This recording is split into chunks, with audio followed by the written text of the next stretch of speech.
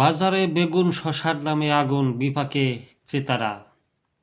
আপনার এলাকায় কি অবস্থা? অনেক এলাকায় কিন্তু লেবু পাওয়াই যাচ্ছে না। রোজা শুরু হওয়ার আগেই নিত্যপণ্যের বাজারে ফিরেছে পুরনো চিত্র।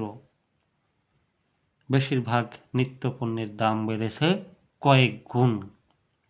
রোজার গুরুত্বপূর্ণ পণ্যে বেগুন, লেবু, শসা, কাঁচামরিচের দাম সবচেয়ে বেড়েছে। এই মূল্য বৃদ্ধির কারণে নিম্ন ও মধ্যবিত্ত আয়ের মানুষেরা সবচেয়ে বেশি বিপাকে পড়েছে। বৃহস্পতিবার 19 ফেব্রুয়ারি সকালে সরজমিনে রাজধানীর কারণ বাজার ঘুরে এ চিত্র দেখা গেছে।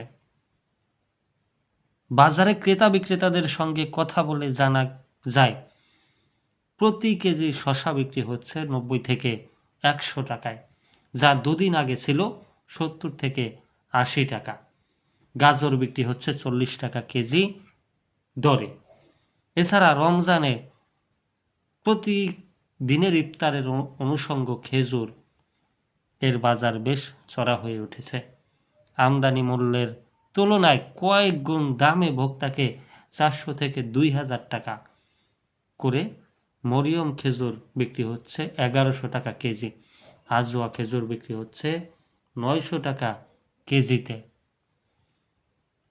তারা আরও জানায়, সপ্তাহখানেক আগে বেগুনের কেজি ছিল 60 থেকে 70 টাকা, বর্তমানে যা বিক্রি হচ্ছে 100 থেকে 150 টাকায়।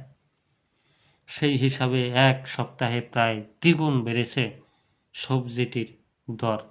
এছাড়া কেজিতে কাঁচামরিচ বিক্রি হচ্ছে 100 থেকে 140 টাকায়। পেঁপের কেজি 160 থেকে 80 টাকায় বিক্রি হচ্ছে।